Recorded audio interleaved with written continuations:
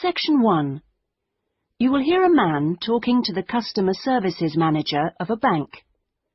First, you have some time to look at questions 1 to 5.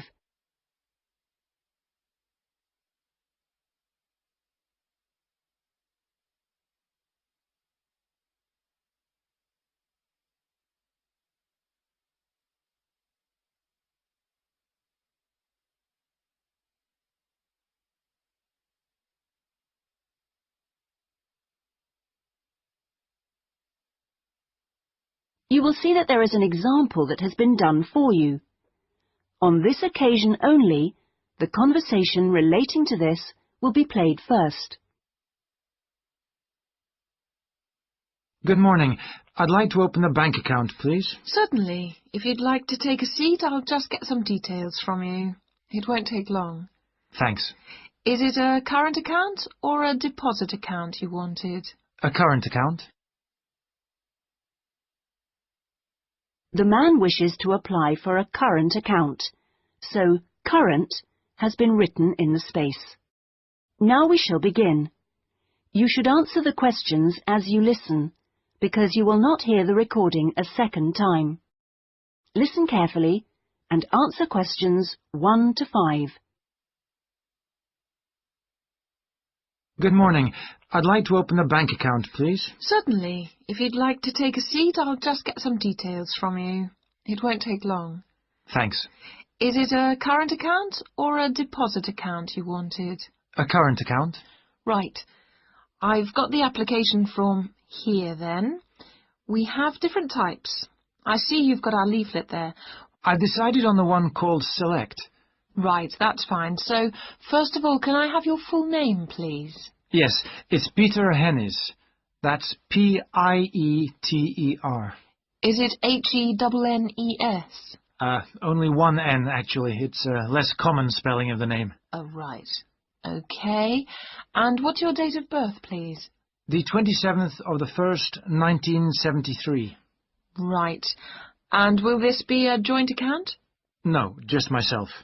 Okay, fine. And where are you living, Mr. Hennies? 15 Riverside. Is that all one word? Yes. Exeter? Yes.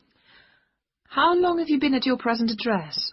Is it more than 2 years? Just 2 weeks, actually. I only arrived in the country a month ago. I'm from Holland. Oh, that's fine. But we normally ask for a previous address in that case. Oh, yes. Well, it's Rielsdorf 2. That's R-I-E-L-S-D-O-R-F 2, Utrecht. Holland. Okay, thank you. Do you have a daytime telephone number? Yes, I think the number at my office is 606-295. Just a minute, I'd better check. Oh, no, sorry, 616. I'm not used to it yet. Would you like my home number, too? Yes, please. It's 796431. Are they both local numbers? Yes. Before you hear the rest of the conversation, you have some time to look at questions 6 to 10.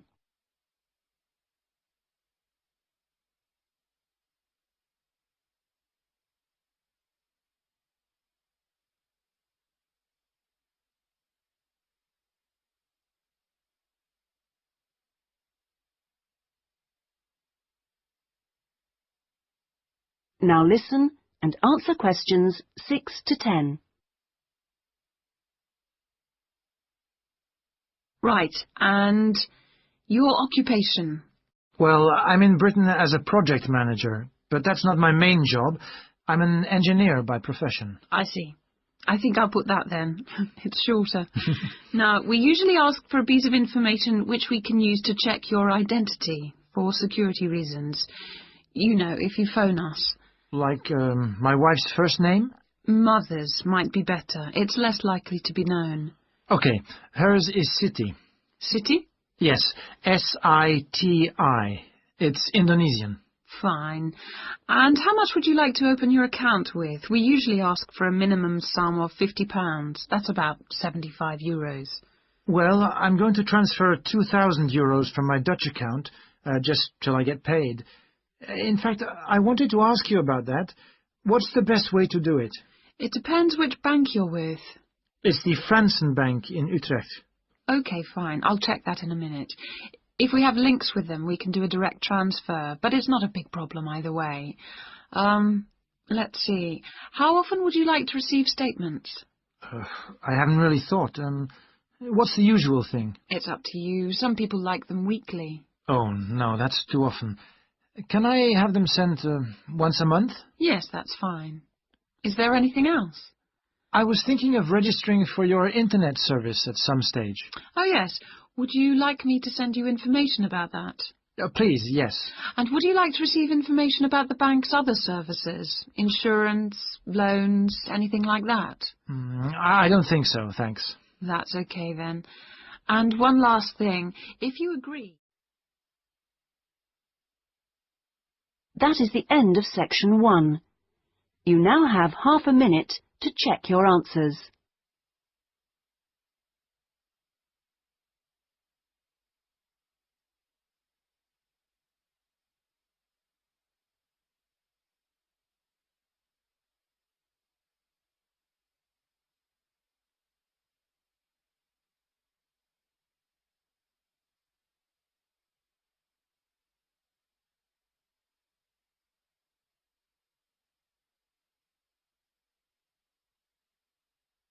Now turn to section 2.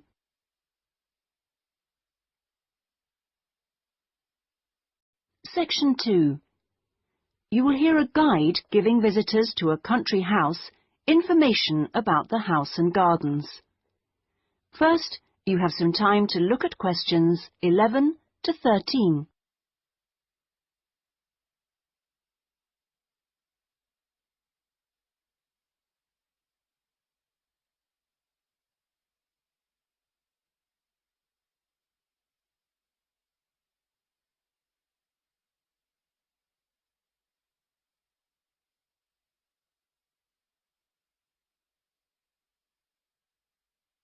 Now listen carefully and answer questions 11 to 13.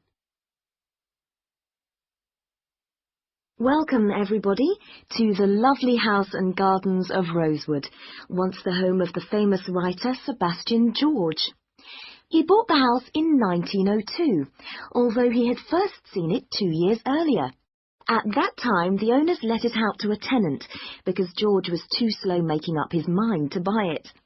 When it came back on the market, there was no hesitation, and he bought it immediately for £9,300.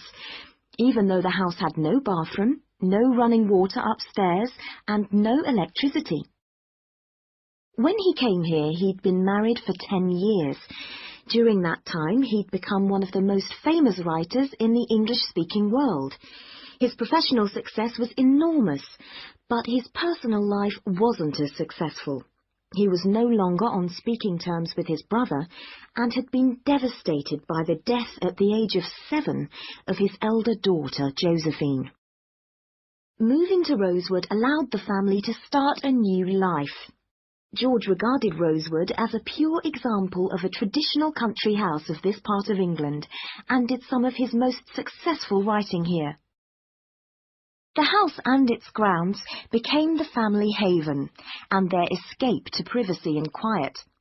The walls and the mullioned windows were built of the local sandstone. The tiles on the roofs and the bricks of the chimney stack were baked from local clay, and the wooden structures inside came from oak trees which grow around here. Before you hear the rest of the talk, you have some time to look at questions 14 to 20.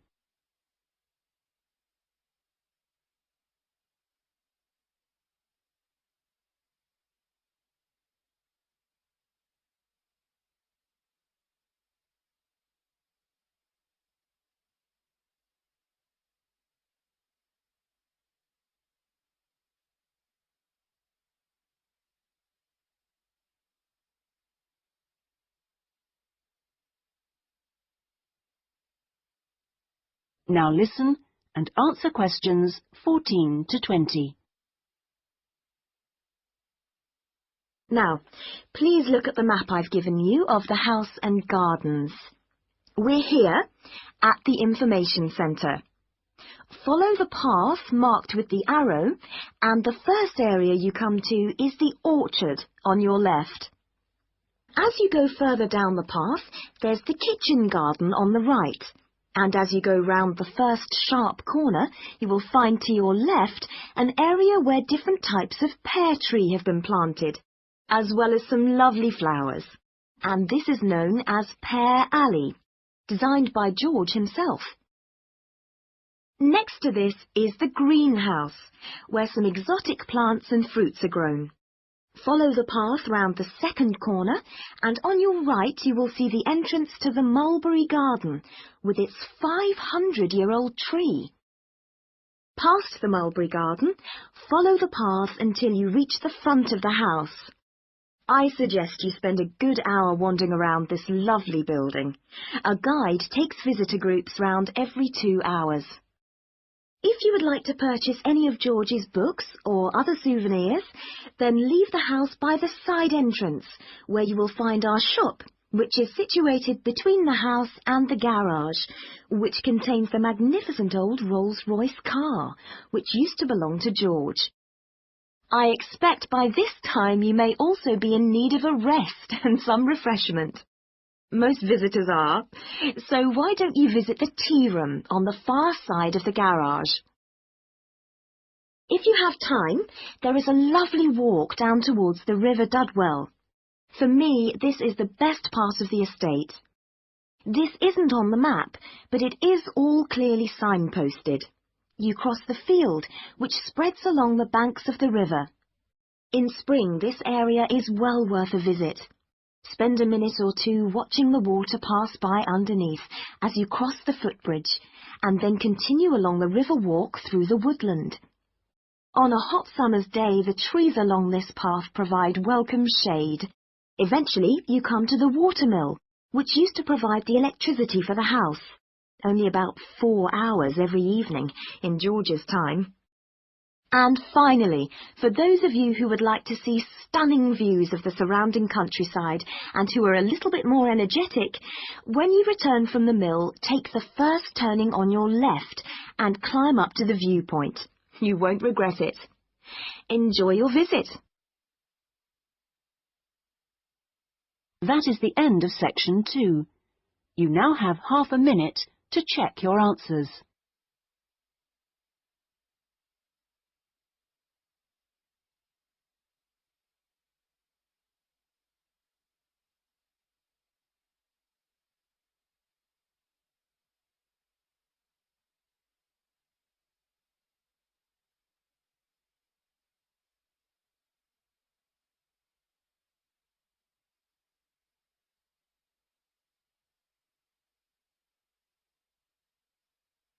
Now turn to section 3.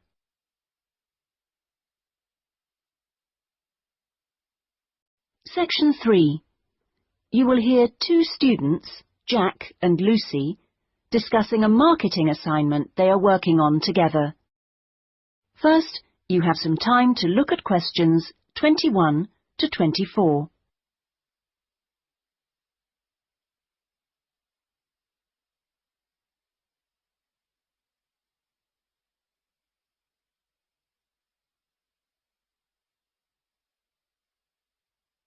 Now listen carefully and answer questions 21 to 24. Lucy, we really need to get working on this marketing assignment. We've only got 5 weeks left to the end of term to design it, carry it out, and then write up the results. Sure. Well, let's get started right now. Let's go over the instructions. What exactly do we have to do? Well, it says here we have to look at one area of the entertainment industry. There's a list of the different types. What are they? Music, cinema, theatre, sport, and eating out. Is that all? Looks like it. So we choose one branch of the industry and then we look at how 2 different groups of people use it. Is that right? Yes. And do we have to use any particular method to get our data? Can we mail out a questionnaire or do face-to-face interviews or maybe even observations? Well, actually, it looks like we don't have a choice. We have to do telephone interviews. OK, so at least we don't have to waste time deciding between the different methods. Yeah, that's right. Oh, and the other requirement is the number of interviewees. Not too many, I hope. 10? 20? Well, we have to do 2 groups, remember, and it looks like we have to interview 15 for each group. That's 30 altogether then. It's going to take ages. Yes, but remember we're working on this together, so we'll only have to do 15 each. OK, so those are all the requirements? Yes, looks like it. So, first, which area are we going to choose? My preference would be cinema, since that's where I spend most of my money. I don't think that's such a good idea. I don't think there are huge differences in the market there. I mean, you get young and old, male and female, rich and poor, all going to the same movies. Yeah, maybe you're right. Let's make it music then. Right. So, what 2 groups will we compare and contrast? Male and female? No. Most of my female friends like the same music as me. Different age groups will be much more likely to show up differences, I think. Before you hear the rest of the discussion, you have some time to look at questions 25 to 30.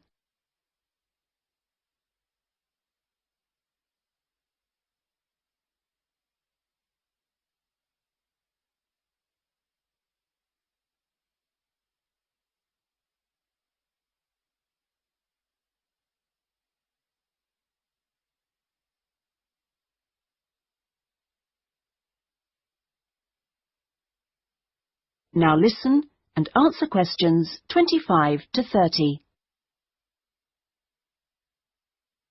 Yeah, I suppose you're right again. I'll take some notes, shall I? So, age groups. Well, what do you think? Maybe 25 or under for one group and 45 or over for the other group? That should show up differences. Right. OK, next. How about the kind of music they like? Let's give them some choices and then we can just tick boxes. OK, let's have pop, jazz, folk, easy listening. What else? Well, we should include classical. Some people like it, you know. OK.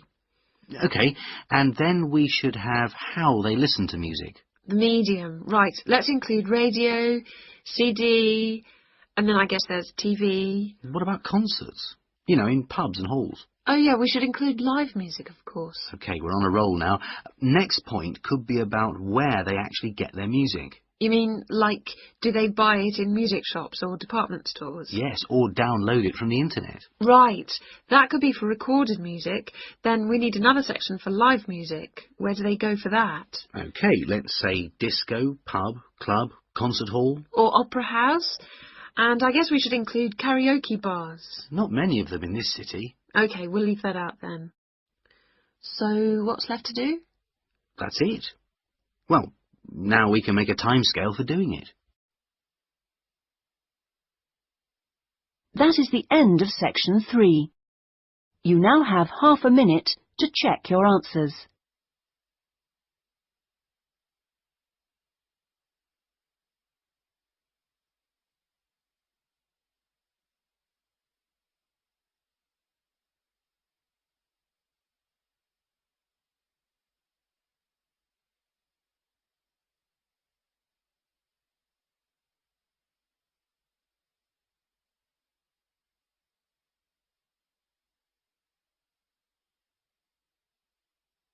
Now turn to section 4.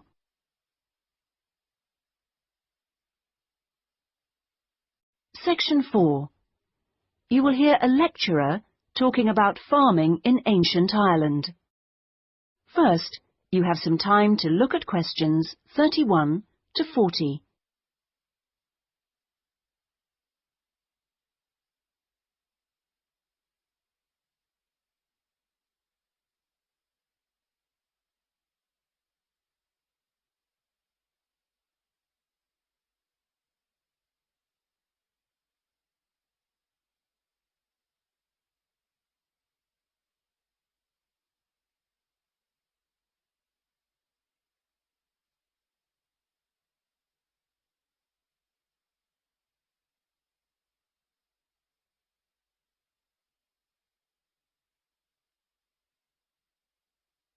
Now listen carefully and answer questions 31 to 40.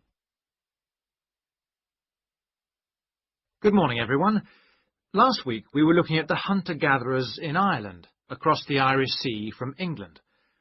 Today we're going to move on to the period between 4,000 and 6,000 years ago, known as the Neolithic period, which is when a total farming economy was introduced in Ireland. Now, there are several hypotheses about the origins of the first Neolithic settlers in Ireland, but most of these contain problems. For instance, there are considerable archaeological difficulties about the theory that they came from England. The evidence doesn't really add up. But there are even greater practical problems about the theory that they came directly from continental Europe. For one thing, it's not clear just how sufficient numbers of men and women could have been transported to Ireland to establish a viable population. As you know, the hunter-gatherer economy which existed beforehand was based on small, scattered groups. The farming economy would almost certainly have required much larger communities to do all the work needed to plant and tend sufficient crops to sustain them through the year. The early farmers kept various animals, including cattle and sheep. There's also evidence of pigs, but it is possible that these could have been descended from the native wild species. Now, we know from modern farming that if the level of breeding stock falls below about 300 females, the future of the species locally is at risk. So we must assume that from the beginnings of Neolithic farming, the number of breeding sheep would have considerably exceeded 300, and the national cattle herd must have been of a similar size. The question is how these were brought to the area and where they came from. It's usually suggested that the Neolithic settlers used skin-covered boats to transport livestock, but this method would have severely restricted the range of the colonizing fleets. The sheer volume of animal transport necessary means it's unlikely that this livestock could have been brought from anywhere further than England. What about crops? Well, two main cereal crops were introduced to Ireland during this time, wheat and barley, both in several varieties. The main evidence for their presence consists of impressions on pottery, where a cereal grain accidentally became embedded in the surface of a pot before it was fired. The grain itself was destroyed by the firing, but it left an impression on the pot which could be studied and identified by botanists.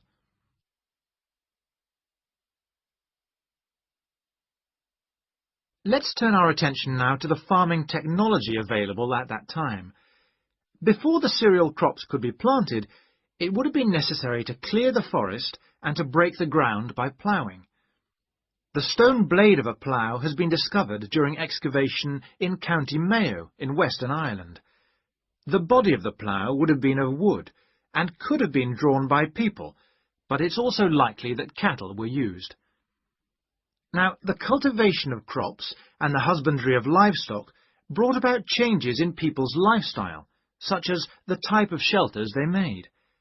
For one thing, instead of moving from place to place, they needed permanent dwellings. The stone axes used to chop down trees to make these dwellings were far superior to any that the Stone Age hunter-gatherers used. To make the axes, sources of suitable stone had to be found and systematically exploited. These so-called axe factories were really quarries rather than factories, as the manufacture of the axes wasn't regularly performed on the quarry site. However, after the axe had been chipped into shape, they needed water and sand for grinding and polishing, so a high mountainside wouldn't have been an appropriate place for this. So this final stage of the manufacture must have been carried out close to water, and sure enough, there's ample evidence of this at coastal sites. Now, it's clear that these Neolithic axes were transported all over Ireland, as well as to Scotland and the south of England. It's not really surprising that axes from axe factories in England have also been found in Ireland. At the very least, this indicates that there was a link between the two islands during that period. One of the most useful innovations of the colonizers was pottery making, which was quite unknown to Irish hunter-gatherers. The pottery was probably made by shaping clay into a ball with the hand, and then hollowing it until the walls were the right thickness. After firing, the outside was often polished. This would have helped the pots to retain water, as they weren't glazed. Now, we know that the clay used usually came from local sources, which suggests that manufacture was on a fairly small scale, even though thousands of fragments are usually found at Neolithic sites. In the course of time, decoration began to appear. At first, this looked like a series of stitches and was just around the tops of the pots. This could have been an imitation of earlier vessels, which were made of leather sewn onto wood. Then, eventually, pots with decoration all over became much more... That is the end of section 4. You now have half a minute to check your answers.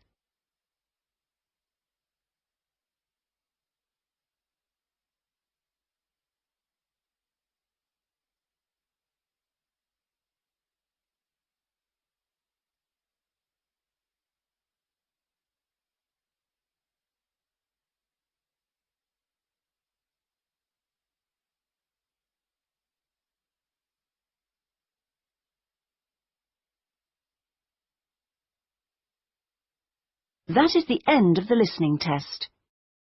In the IELTS test, you would now have 10 minutes to transfer your answers to the listening answer sheet.